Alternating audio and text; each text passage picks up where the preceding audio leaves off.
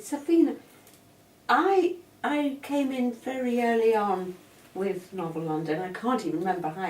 You'll have to enlighten me, but just tell me, because I remember being in at the start when we were in small bookshops like the Big Green Bookshop in Wood Green, but I never quite worked out what triggered you to start off the whole project in the first place. A few years ago I wanted to have a book launch. I independently published my novel, and I didn't think that was something that I was going to be able to do, because there was no publisher behind me, there was no real budget behind it.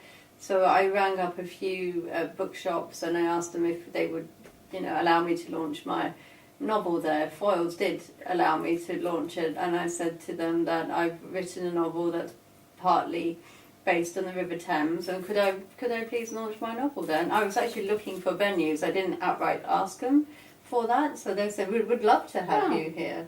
And it was a successful book launch, but I invited family and friends. And how many people did you have? About 30. Wow. Yeah, I think it was about 30. I think there might be one book left on the Foyles bookshelf if anybody wants to buy it. What's it called? Companions of Clay. Which you self-published. Mm-hmm. Yeah. So following that early success of finally a venue, being offered a venue by Foyles, no mean feat, what then, did you have the idea to continue or expand or? Well, I had such a good time with my book launch. It really made me feel like an author. I know that sounds a bit strange, but it gave me the confidence, 1, to have a reading, 2, to have a signing, and 3, to record it. Unfortunately, my recording didn't come out because the person I used didn't record. She took pictures instead of recording video. And that's something that I only have my memories of my book launch. And I just feel that when you write a book, it's such a big deal to complete it, and to launch it into the world is kind of what I wanted to do for other people. So, I'd finished my book and then I had to get back into work somehow because, I'd taken time out to finish it. So I thought, what do I like doing? I like doing camera work and I like doing literary, I like doing literary events. So I combined the two. And that's pretty much how Novel London was born, because I wanted to give other people that experience. As you were developing the process, did you find more interest from bookshops or publishers?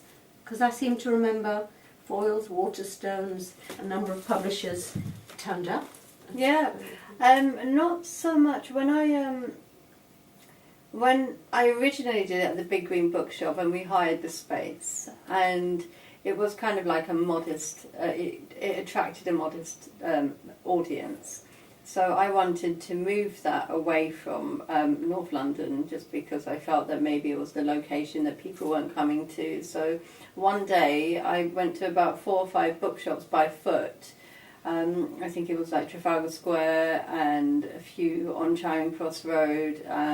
Eventually I came to the one in Waterstones in Covent Garden, and when I asked the manager how much he would charge for the hire of the space, he said, we wouldn't charge you and would be very interested in hosting this. I didn't believe him because I thought this is like a really small kind of local project where I just get people who want to read out their opening chapter and I'll record it. So it took me about, 5 weeks, maybe 2 months to get back to him.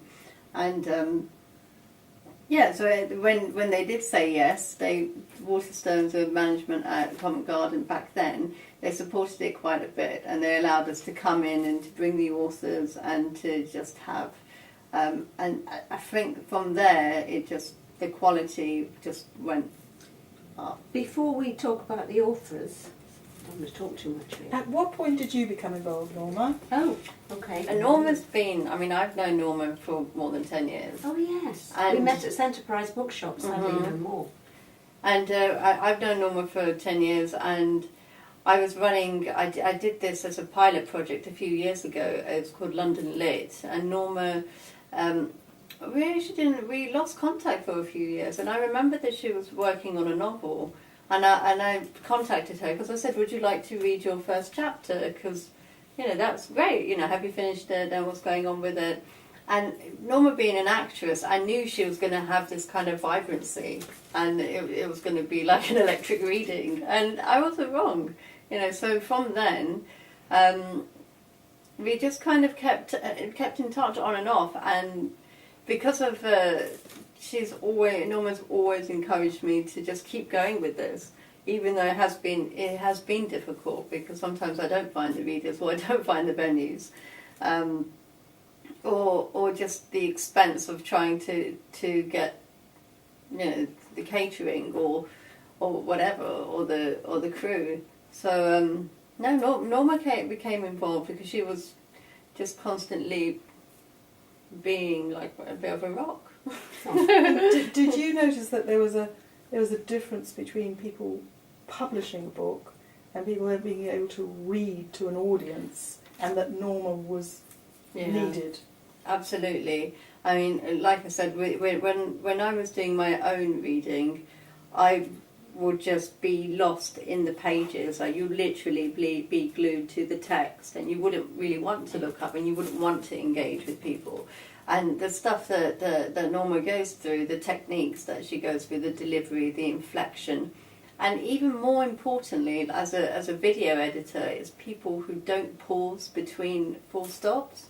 Because I need to cut sometimes, and sometimes I can't. You need to close your mouth, for one, and then I can cut and change to another camera. So I think it's been an evolving process. I could bring my skills from theatre and journalism and as a writer. I could sort of draw upon things to pull out of the bag, and I've developed this thing called Vital Sparks, which is all these communication skills workshops that I worked on for about 10 years, still ongoing. So one was able to pull stuff out the bag, but the actual process developed in itself, really on the spot in a very impromptu way, working with a variety of writers. So that's nice. It's been an ongoing, organic process in which I would hopefully meet with the writers maybe half an hour max before they go on in front of an audience. And we bat stuff around. Lots of people have been very simpatico. One or two have been a bit, why are you interfering with my, work? But it's been, I think the organic part has been very enjoyable, really. I think that it's been, like, I have noticed a marked difference in when you have half an hour with someone. And I'm not just saying it because it changed the way that I project, that I've... my public speaking. Because public speaking is meant to be like the second biggest fear or something. And it makes a huge difference when people think about what they're doing and not that, okay, we're going to have a reading. And that there is an audience, that they're right in front of you. It's kind of different to doing, being on camera as well. So there's a different kind of mindset, and you have to fully engage with that in order to engage with the audience. Instantly, in a moment. It's sort of 3 years drama training, etc. in 5 minutes. But because it is quite a skillful thing, and absorbing your own work and presenting it and using all those techniques. But somehow, intuitively, we managed to find a way through. And I suppose my aim or impulse would be to bring people alive and their material alive. So to bring everything alive, really, so that it feels exciting and immediate. And generally, something happens, doesn't it? Yeah. However... So it's 2 years old, Novel London. And where do you see it going now, Safeena? Well, we've been having, I'd love for it to go to other cities. But at the moment, what I'd like to do is something that I began with Yana, like the other week. We do Novel London on location, because many of our novels are written in London. They're not all, and it's not really, you don't have to be from London. Your book doesn't have to be about London in order for you to have your work showcased here. It's just that Novel London takes place in London. It's a geographical thing. It's not like a London-centric thing. So the thing that I'm working on right now is to take Novel London on location to different venues where it's been set. Like today, like we're doing a shoot at the Thames where the boat was set, where we were going through the rehearsal, and then Yana read an extract. We didn't go into the zoo because I thought that might be a bit problematic, but we did manage to get a part by the canal where we got a picture of the pig. Is it the pig enclosure? Mm-hmm. Yeah, the pig enclosure from the canal. From the canal, which was great. Which was great. And Leszek got that for us, which was a bit random but totally relevant. So that's what I'd like to see. I'd like it to be. I just want to keep doing it. To be fair, I just want to keep doing it. I want it to help as many authors as possible. What I found is that it's attracted a really diverse. It's attracted diverse range. I'll do that line again. A diverse range of writers. Yeah, I find that it's definitely attracted a diverse range of writers from being unpublished, or I prefer not to call books unpublished. I prefer to call them yet to be published, because they're on their way to being something. It's not that they're necessarily going to end up buried in a drawer somewhere. I think it's remarkable. I mean, is the word altruistic? What's the word?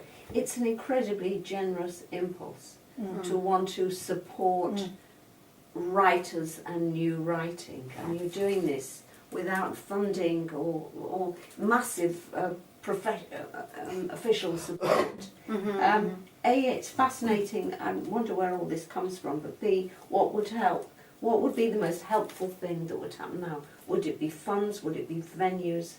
Would it be bigger audiences? What would it be? I think that funding would definitely help, because what it would allow Novel London to be is to be more of a powerful marketing tool. So it's great that I've made these videos and that people come into the bookshops, but the impact has to have more of a ripple.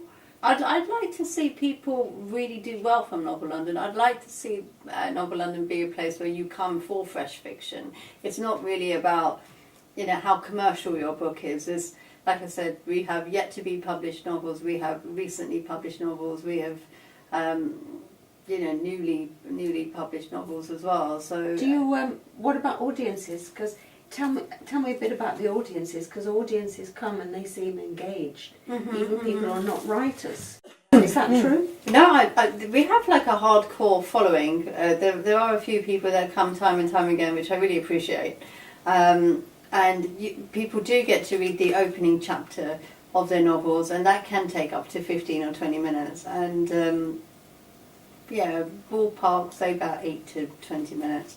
And nobody seems to be bored. They seem to fully engage with it, and that's because they know that we are celebrating novels. That is the novel that we want. It's not about, much as I love the short story and I love poetry, it's not about celebrating that as a form. Is about really engaging people with that longer narrative, because there's just nowhere. I found that there's nowhere out there like that does that. I might be wrong, because the internet is a big place. But what about themes? Because I've noticed that from the beginning you had a different genre every time. Could you just maybe run through a few and what might happen in the future? Or? We did try. I did try to have a romance theme, and there was one with mothers and daughters, and a family one. But I found that I just haven't had. I haven't been inundated with submissions to really pick themes from.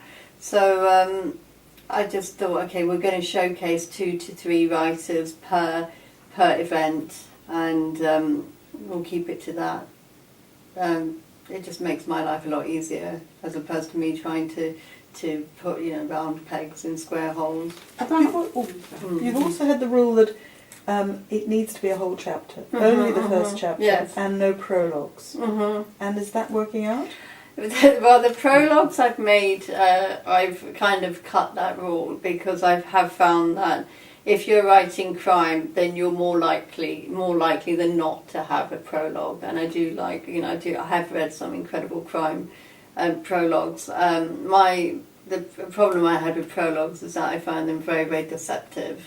They can be, and it tends to be, and I've done that, so I've read a few prologues which, then I go on to read the chapter and it's like, oh, okay, I know that might be the nature of prologues, but I just find that they're more of a summary of what is about to happen, and I don't want that. I want a chapter. Maybe I'm being old-fashioned, so I have relaxed that rule. I'm no longer. I do read prologues if they're, and they can. They're more than welcome to be read at Novel London. In terms of the whole chapter thing, again, is something that ideally I would like the whole chapter read, if it can be read in like 20 minutes. But I've had a few novels people who don't write full chapters. They write like in 2 or 3 parts. So again, I have to be flexible, and I have to look at what kind of, how the novel is evolving and what people are writing, so it's not really about that. So then we'll just have an extract of 15 minutes. I've got a suggestion. When you run out of first chapters, you could always do last chapters. Oh, yeah. It's a different challenge. Plans afoot to link in with other organisations and situations, which also might take the pressure off you pushing the whole motor yourself. And the time sounds like it's right to expand. Yes, I'd like that pressure to be put off. I'm working. But if you could see in 2 years hence, because it's been 2 years, which is a miracle, amazing. You've had, I don't know how many readings, but